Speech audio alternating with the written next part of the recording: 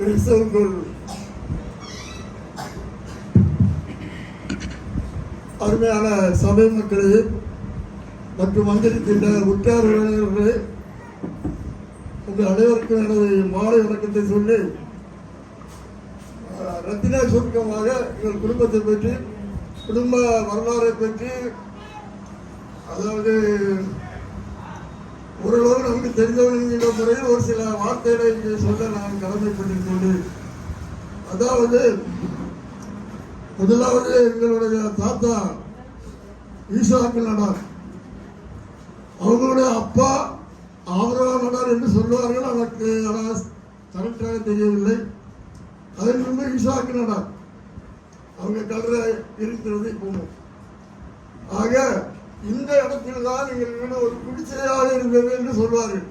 குடிசைதான், ஓட மேஞ்ச மண் குடிசை. அதில் தான் ஈசாக்கு நடார், பாட்டு பேர் தெரியல, ஈசாக்கு நடார் அவர்கள் வாழ்ந்து வந்தார்கள். அவர்களுக்கு 3 பிள்ளைகள். ஒன்று காவல்காரியில் இருந்த எங்களுடைய அத்தை நட்சத்திரம் முதலாவது, 2வது எங்கள் அப்பா யாக்கோப்பு நடார், 3வது அவங்க தம்பி ஒன்று உண்டு. அவர்கள் இளமையிலே இறந்து விட்டார்கள். அப்படிப்பட்ட குடும்பத்திலே ரொம்ப கஷ்டப்பட்ட குடும்பம். அந்த கஷ்டப்பட்ட குடும்பத்திலே இருந்து எங்கள் அப்பா சரியாக படித்ததில்லை. 4 5 படித்திருப்பார்கள். அவர்கள் தன்னுடைய பிழைப்புக்காக இங்கிருந்து நம்ம கொழும்பு இலங்கை சென்று அவர்கள் வியாபாரம் செய்து வந்தார்கள். சின்ன வயதிலே ரொம்பவும் கஷ்டப்பட்டு ரொம்பவும் குடும்பத்திற்காக உழைப்பு அவர்கள் கஷ்டப்பட்டார்கள். அதற்கு பின்பாக அவர்களுக்கு திருமண வயது வந்தது. அப்பொழுது எங்கள் அம்மாவுக்கு சுப்பிரமணியபுரம் பக்கத்தில், சாயபுரம் பக்கத்தில் சுப்பிரமணியபுரம், அங்கே எங்கள் தாத்தா தவமணி நடார் அவங்க வீட்டிலே பெண் பார்த்து ஒழுங்கு செய்யும் பொழுது எங்கள் அம்மாவுடைய பெரியம்மா, இந்த மாப்பிள்ளைக்கா இந்த ராஜாத்தியம் கொடுப்பாங்க, அப்பா பாப்பா வேண்டாம் அப்படின்னு சொல்லிட்டாங்க. காவல் காண்டம் அவங்களுக்கும் காவல் காண்டம் அப்படின்னு சொல்லிட்டாங்க சொல்லுவாங்க. ஏன்னா எங்க அம்மா எங்க அப்பா வந்து எங்க மாதிரி தான் இருப்பாங்க, எங்க மாதிரி எங்க இருப்பாங்க. எங்க அம்மா வந்து எங்க அபிஷேகம் அனைவருக்கும் தெரியும் நினைக்கும். அண்ணனுக்கெல்லாம் கூட பிடிச்சாங்க, கிருஷ்ணர்கள் தெரியும், அப்படி பெரியவர்களும் தெரியும். அவங்க 61 வயசுல எங்களுடைய ராஜ்யத்துக்கு எடுத்து செல்லப்பட்டாரு. அவருடைய நிர்வாகம் தெரியும். எங்க அம்மா அப்படி இருப்பாங்க, எங்க அப்பா எங்க மாதிரி இருப்பாங்க. ஆக இந்த பையனுக்கு என் பொண்ணு கொடுக்க மாட்டேன்னு சொல்லி அவங்க வேண்டாண்டாங்க. அதுக்கப்புறம் அங்கேயும் கஷ்டம் தான். 1 வருடம் கழிச்சு அதுக்கப்புறம் அவங்க சொல்லிவிட்டாங்க, அந்த மாப்பிள்ளை கல்யாணம் ஆகிட்டா ஆகலையா அப்படின்னு சொல்லி அவங்க திரும்ப கல்யாணம் பண்ணி கொடுத்துருக்காங்க. கொடுத்தா 2 பேரும் நல்லா வாழ்ந்து கொண்டிருக்கிறார்கள். அது வாழ்ந்து கொண்டிருக்கின்ற நேரத்தில் ரொம்பவும் கஷ்டம். எங்க அம்மாவுடைய தங்க அந்த தாடி ஒரு அட்டையே கொடுத்தாங்க. அந்த இதை கொண்டு அடகு வச்சுட்டு அவங்க கொண்டு போயிருக்காங்க. எங்க அம்மாவோட ஒரு நேரம் கூட்டிட்டு போறேன். அவங்க அங்கே போய் சம்பாத்தியம் பண்ணி எங்க அம்மா வந்த ஆசையோ இல்லை தெரியல, எங்க அப்பாவுடைய உழைப்பும் சேர்ந்து அவர்களுக்கு சிறிய சிறிய பணம் சேர்ந்தது. அவர்களுக்கு கல்யாணம் ஆனது 1937 வருடம். எங்களது பெரிய அண்ணன் 1938 வருடம் அவர்கள் பிறந்தார்கள். அவர்கள் முதலாவது, நான் கடைசி. அவர்கள் பிறந்தது 38, நான் பிறந்தது 55. ஆக 17 வருஷம் வித்தியாசம். அந்த வித்தியாசத்திலே நாங்கள் பிறந்தோம். நாங்கள் உங்க எல்லாருக்கும் தெரியும், நாங்கள் 3 ஆம்பளையர் 3 பெண்கள். அப்படி இருக்கின்ற வேலையில ஆமா, அப்படி இருக்கின்ற வேலையில எங்க அண்ணன் வந்து எங்க அம்மா அவர்களும் கொழும்புக்கு போகல. எங்க அம்மா அவர்களும் கொழும்புக்கு போகல. ஆனா எங்க அண்ணன் மட்டும் தான் இருக்காங்க. அப்படி எங்க அக்கா நாங்க யாருமே போகல. நான் பிறந்த முறை எங்க அப்பா வந்துட்டாங்க. அதுக்கு நாங்க போகவே இல்லை. அதுக்கு முன்னாடி எங்க அண்ணன் மட்டும் தான் இருக்காரு. அடிக்கடி பிளைட்லயும் இருக்காங்க, கப்பல்லையும் இருக்காரு. அப்படி போகின்ற நேரத்துல நான் சின்ன பையங்கிற கையிட்டு எனக்காக வாங்கிட்டு வந்த இந்த ஒரு குதிரை ஒன்று எங்க வீட்டுல கொஞ்சம் பார்த்துருப்பீங்க நினைக்கிறேன். செல்வசிங்க எல்லாம் வந்துருப்பா பார்த்துருக்காங்க, தம்பி பார்த்தாங்கன்னு தெரியல. அந்த வெள்ளத்துல அது அடிச்சுட்டு ரொம்ப இதாகி போச்சு. அதுக்கு பிறகு வெளியே போட்டாச்சு. சைக்கிள் எல்லாம் வாங்கிட்டு வந்ததான்.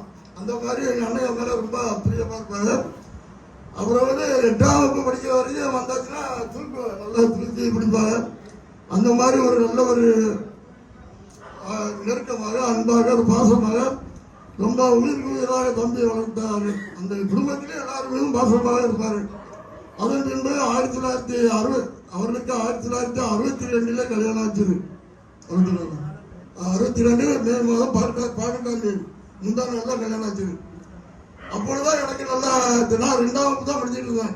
எனக்கு இந்த வீட்டில் கோட்டு சூட்டு எல்லாம் இருந்தேன், நல்லா ஞாபகம் இருக்கு. படிச்சுட்டு இருந்தேன். அது பேர் 63 மகன் பிறந்தான், ஜேக்கப் பிரபாகர் பிறந்தது.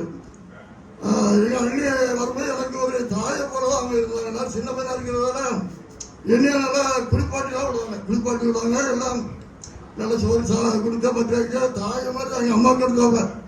நல்லா என்னைய கவனிப்பாங்க. அது மாதிரி எங்கள் குடும்பத்திலேயே எங்கள் அக்கா போனதை பேசும்போது சொன்னாங்க, அவங்க வாடிய பிள்ளையா இருக்கும்போது அந்த அண்ணி, அந்த மைத்துணி, அவங்களுடைய உறவுகள்லாம் நல்லா சீராக இருந்தது. அந்த அளவிற்கு அவர்கள் இருந்தார்கள். அண்ணியினுடைய குணம் ரொம்ப அருமையான குணம். அப்படிப்பட்ட அண்ணியை பார்க்க முடியாது. இதுக்கடையில நாட்களாக அவர்களும் அப்படி இருந்தார்கள். நான் பெரிய ஆளாகிட்டேன்னா புதுசாக வந்த ஆட்கள் அவங்க வந்து 8 வா போன்னு சொன்னாங்க. அப்போ இங்கே புதுசாக வந்த ஆட்களுக்கு தெரியாதுல்ல, வயசு வித்தியாசம். அவங்க கேட்பாங்க, என்னப்பா கொழுந்தானா இருக்கா, அவனை பற்றி நீ வா போனி எல்லாம் சொல்றீங்களா அப்படின்லாம் சொன்னாங்க. அப்படி இருக்கலாம் சின்ன பையனா இருக்கும்போது எனக்கு தெரியும் சொல்லி அவங்க அந்த தாய் உள்ளத்தோடு அவர்கள் வளர்த்தார்கள். 67 தம்பி மகன் பிறந்தான். 67 எங்கள் ஜெசி பிறந்த வரைக்கும் காங்கிரஸ் ஆட்சி நடந்துட்டு இருந்துச்சு. அவன் பிப்ரவரி 17 பிறந்தா. அப்போதான் நம்ம காங்கிரஸ் ஆட்சி போய் திராவிட முன்னேற்ற ஆட்சிக்கு வந்தது. அவன் புரட்சி போட்ட ஹாஸ்பிட்டல் சொல்லுவாங்க. அந்த மாதிரி 67 அவன் பிறந்தான். அறிஞர்வாங்க. உங்க எல்லாருக்கும் தெரியும், விளைநிலத்தின் காரணமாக நான் அப்போ பேச முடியல வேண்டான்ட்டேன். ஆனால் இன்றைக்கு எப்படியாவது எங்களுடைய வரலாறு எல்லாருக்கும் தெரிய வேண்டும் என்பதற்காக சொல்லுவோம். மற்றபடி ஒன்றும் இல்லை, பெருமை அதுவோ இல்லை, நான் அந்த மாதிரி சொல்லலை, குடும்பத்தை பற்றி தெரிந்து கொள்ள வேண்டும் சொல்லுவேன். 67 ஜெசி பிறந்தா ஆட்சி மாறிச்சு. சின்ன மகன் சுதாகர் இவாள் 70 பிறந்தாங்க. 70 செப்டம்பர் 1 உன்னபடியக்கா கல்யாணம் செப்டம்பர் 4 அப்படின்னா 70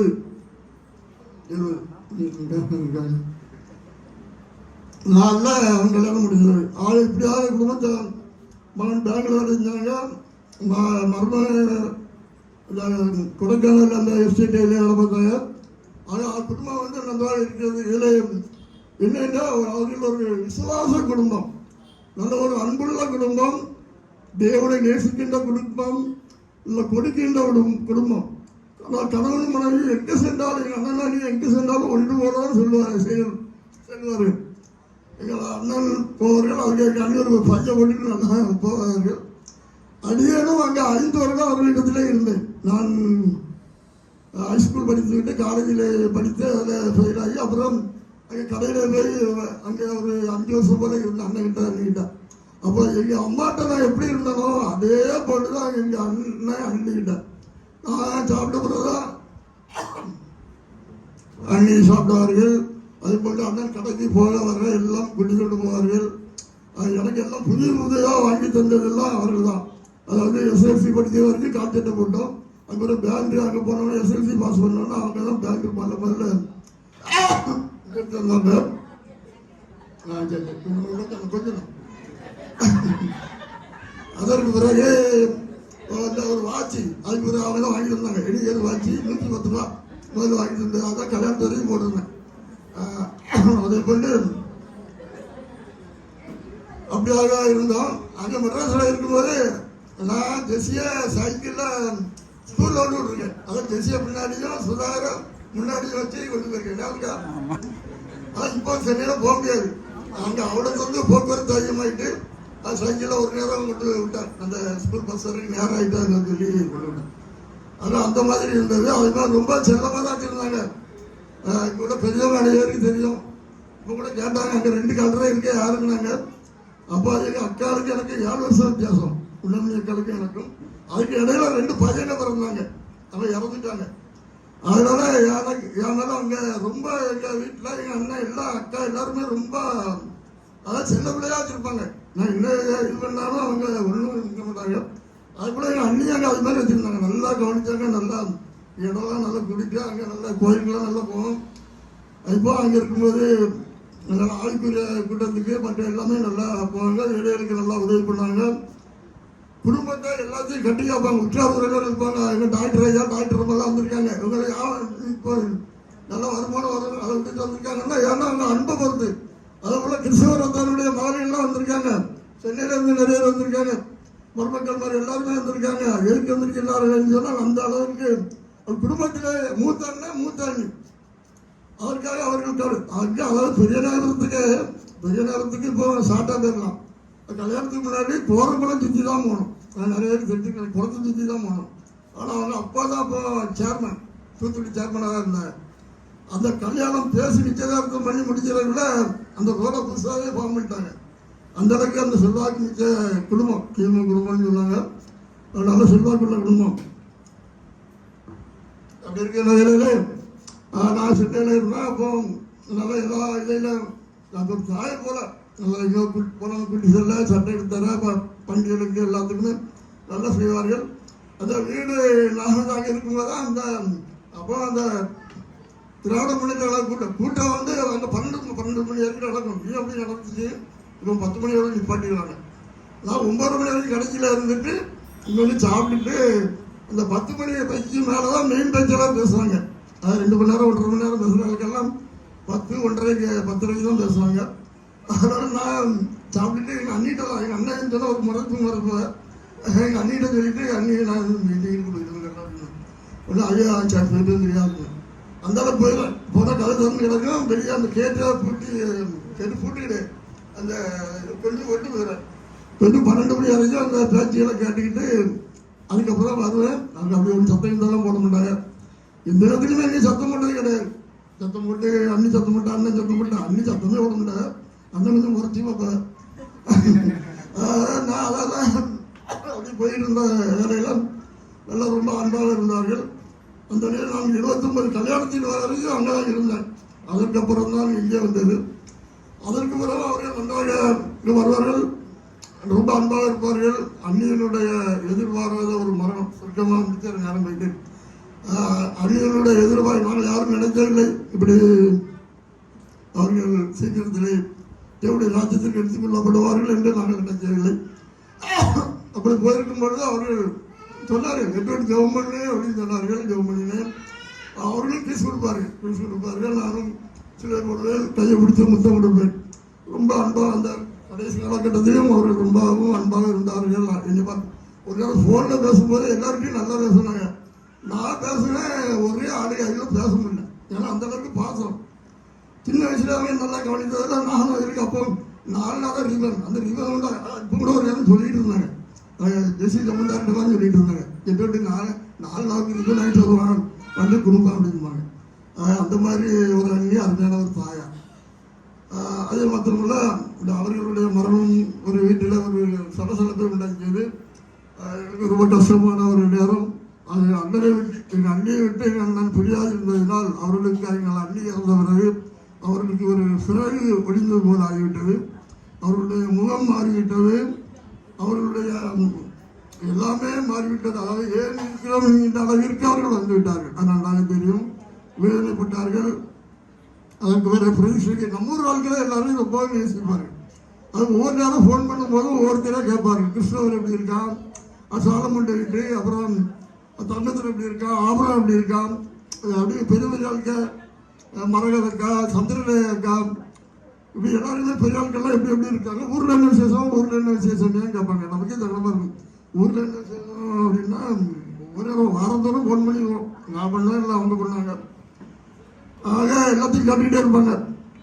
அந்த அளவுக்கு ஊர் மீது நம்ம சர்ச்சு பிரதிஷ்டைக்கு எப்படியாவது வர வேண்டும் என்று அவர்கள் உள்ளார். பிரதிஷ்டைக்கு நான் கண்டிப்பாக ஒரு இடம் அவங்களும் எடிஷனாலும் சேர்ந்து நாங்கள் காரிலே பார்ப்போம்னு ஒரு வருஷமாக சொல்லிகிட்டே இருந்தேன். ஏன்னா பிரதிஷ்டைக்கு ஆர்டர் இருக்குது அப்படின்னு சொன்னால் நாங்கள் 2 திட்டம் போட்டிருக்கோம், காரில் வருவோம், ராவட்டை கூட்டிகிட்டு வருவோம் என்று சொல்லிகிட்டே இருப்பேன். அப்படி இருக்கும்போது தான் போன வருஷத்துக்கு முந்தின வருஷம் 75வது ஆண்டு இந்த 70 வருஷத்துக்கு வயசுக்கு மேலே உள்ளவர்களுக்கெல்லாம் பிரேஸ் கொடுக்கணும்னு சொல்லி எல்லாரும் ஏற்ற முடிவு பண்ணோம்.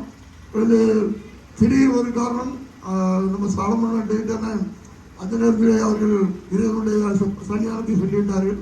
அதனால கொஞ்சம் வருத்தமாக இருந்ததுனால 2 வருடம் கழித்து இப்போ 2 போன வருஷத்துக்கு 3 வருஷம் எனக்கு 70 வயசுக்கு மேற்பட்டவர்களுக்கெல்லாம் நாங்கள் அந்த பரிசை கொடுத்தோம். அநேருக்கு சந்தோஷம். கிட்டத்தட்ட ஒரு 70 பேர்கிட்ட வாங்கினாங்க.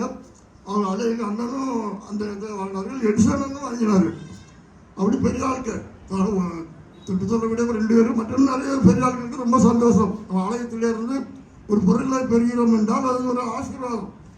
கோயிலிருந்து ஒரு மாவோ இல்லைன்னா இந்த கேக்கோ எதுவும் கொடுத்தாங்கன்னா அது ஒரு தேவனுடைய எனக்கு அரசியலிருந்து வருகின்ற ஆசீர்வாதம் என்று நாம் நினைக்க வேண்டும். அவை அப்படி கொடுத்தார்கள். அதன் முன்பாக கொடுத்து அவருக்கு ரொம்ப சந்தோஷம் அடைந்தது. போன வருடம் வர வேண்டும் என்று நினைத்தார்கள். அப்பொழுது போன வருடத்திலே இந்த ஈஸ்டருக்கு முன்னாடி அவர்களுக்கு ரொம்பவும் கஷ்டமாக இருக்கின்றது என்று சொல்லி ஜெசி பிரபாகர் எல்லாரும் ஃபோன் செய்தார்கள். எனக்கு உள்ளத்திலே ஒரு உறுத்தல் உண்டானது. அண்ணன் நம்ம விட்டு பிரிந்து சென்றுவிடுவார்கள் போல் தெரிகிறது என்று சொல்லி நான் அவர்களை பார்க்க போக வேண்டும் என்று சொன்னேன். எங்கள் வீட்டில் அவருக்கு கொஞ்சம் தயக்கம். நான் 30 நாள் காலையில் ஜெபத்துக்கு போயிட்டேன். கோயிலில் எனக்கு பிரைஸ் தருவாங்க ஆலயத்தில். ஒரு வாரம் மட்டும் பொறுத்துடுங்க, அது பேர் நம்ம போவோம், டிக்கெட் எடுத்து போவோம்னு சொன்னான். ஆனால் எனக்கு ஏதோ நடக்க போகுது ஒரு உள்ள இது ஒன்று அம்மா சொன்னேன். நீ வரலன்னா நான் ஒத்தியில் போயிடுவேன், அதை பற்றி பயம் இல்லைன்னா நான் ஒத்தியில் போட மாட்டேன்னு சொல்லி 2 பேரும் கொஞ்சம் பிரச்சனை. அது பேர் நான் ஜஸ்டின்னு சொல்லிட்டேன். திரும்பி இருந்தாமல் இருந்தால் பசங்க போயிடுவேன், எங்கள் அண்ணன் வாங்கணும் போல் இருக்குன்னு சொன்னேன். அவங்ககிட்ட அப்படின்னு சொல்லலை, எங்கள் அக்கா அப்படின்னு சொல்லலை, இல்லைங்க ஜெசிக்கும் தெரியாது. ஆகப்படி டிக்கெட் எடுத்து அதை கிடத்திக்கிட்டு பக்கத்தில் கிடத்திக்கிட்டு ஆக 2 பேருமா போனோம். போய் பார்த்தோம். ஜெசிக்கு ஆச்சரியம், கடையிலே சித்தப்பா வண்டியில அப்படின்னு சொல்லி தாம்பரத்துக்குன்னா 6 மணிக்கெலாம் போயிடும். சித்தப்பா வந்துட்டே நான் பார்த்தோம். 7 மணிக்கெலாம் அண்ணன் ஆஸ்பத்திரியிலே பார்த்தோம். அதுக்கு முதல்ல யாருன்னு தெரியல. அப்படின்னு பார்த்தா அது பேர் அவருக்கு தெரிஞ்சுக்கிட்டு 2வது வீட்டுக்கு போனோம். நல்லா தெரிஞ்சுக்கிட்டு உடனே அந்த நேரத்துலேயும் ஐசிஆரில் இருக்க இந்த இடத்த பெட்டத்தை வச்சு என்னை உட்காரியா பேசுவோங்க அங்கே பேசணுமாங்களா பேசணும்னு இருக்காங்க. வெளியே போங்க முடிச்சிடும் சொல்லுவாங்க. அதெல்லாம் உட்காந்து பேசுவேன். அப்படி ஒரு நாள் முடிச்சுட்டு மேலே டாக்டர் பார்த்து இந்த கடைசியில் அவங்க எப்பொழுது போல கன்னத்தில் முத்தம் கொடுத்தாங்க, சிலுவை போட்டாங்க. அவனு சிலுவை போட்டேன். அழுது என்ன செய்வது என்பது அழுது கடைசி நேரம் ஆகிட்டே என்பது தெரியும். அதில் பிரிய முடியாமல் பிரிந்து அங்கேருந்து வந்தேன். அக்காவுக்கு அது வருது படம் அக்காவுக்கும் தெரியாது நான் வருவேன் சொல்லி. ஆனால் 2 நாட்களில் நாங்கள் வந்துவிட்டோம். எங்களுக்கு ஒரு மன நிறைவு. அண்ணனை கடைசி நேரத்தில் பார்த்து அவர்கள் கைகளில் முத்தமிட்டு அவர்களிடத்தில் ஆசீர்வாதம் வாங்கினது எங்களுக்கு ஒரு பெரிய மகிழ்ச்சி தரமான இதாக இருந்தது. ஆகவே அண்ணன் என்று சொன்னால் அதை மறக்க முடியாது. எல்லாருக்கும் இதை போன்ற அண்ணன்கள் கிடைப்பது அறிவு. இந்த குடும்பத்திலே பாசமாக நேசமாக வளர்ந்தோம். இருந்த போதிலும் நம்மளை விட்டு ஒரு நாள் இறைவன் என்று அவர்களை எடுத்துக்கொள்ள காலம் உண்டு. அதாவது யோபு 5:26 ஒரு சொல்லப்பட்டிருக்கிறது. தவிடுக்கா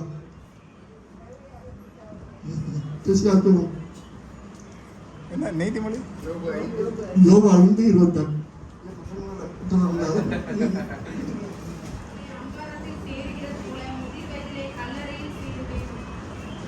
தானியம் ஏற்ற காலத்திலே அம்பாரத்தில் சேர்வது போல முதிர் வயதிலே கல்லறையில் சேர்வது எப்படி உள்ளது? யோபு அவர்கள் எழுதியிருக்கிறார்கள். நாம் எல்லாரும் நினைவு கொள்ள வேண்டும். எப்படியாவது ஒரு நாள் தானியம் விளைந்த உடனே அது அம்பாரத்தில் சேர்வது போல முதிர் வயதிலே கல்லறையில் சேர்வது என்று சொல்லப்பட்டிருக்கிறது. இதை எல்லாரும் மனதிலே கொள்ள வேண்டும். அது முதிர் வயதிலே தான் எங்களது அண்ணனும் அண்ணியும் அந்த கல்லறையிலே போய் சேர்ந்திருக்கிறார்கள். அதனால் பிள்ளைகள் குடும்பத்தால் எல்லாரும் நாம் மகிழ்ச்சியாக இருக்க வேண்டும். அவர்கள் சொன்ன நல்ல காரியங்களை அன்பு, சந்தோஷம், சமாதானம், அந்த கூட்டுறவு மற்ற எல்லா இதுவரையிலும் நாம் அவர் ஜபம், வேத வாசிப்பு எல்லாவற்றையும் நாம் பின்பற்ற வேண்டும். பின்பற்றி நாம் அதன்படி நடக்க வேண்டும். அதை உள்ள சொல்கிறேன். கர்த்தர் எல்லாரையும் ஆசீர்வதிப்பார். ஒரே ஒரு வரி மட்டும் நான் படித்து முடிச்சிடறேன். மகிமையில் இயேசுவை தரிசிக்கும் அந்த நாள் நல்ல நாள் பாக்கிய நாள் மகிமையில் இயேசுவை தரிசிக்கும் நேரத்தில் அந்த நாள் நல்ல நாள் பாக்கிய நாள் சிறந்து காத்து வழி நடத்துகிறேன். ஐயாவை கையில் ஒப்படைக்கிறேன்.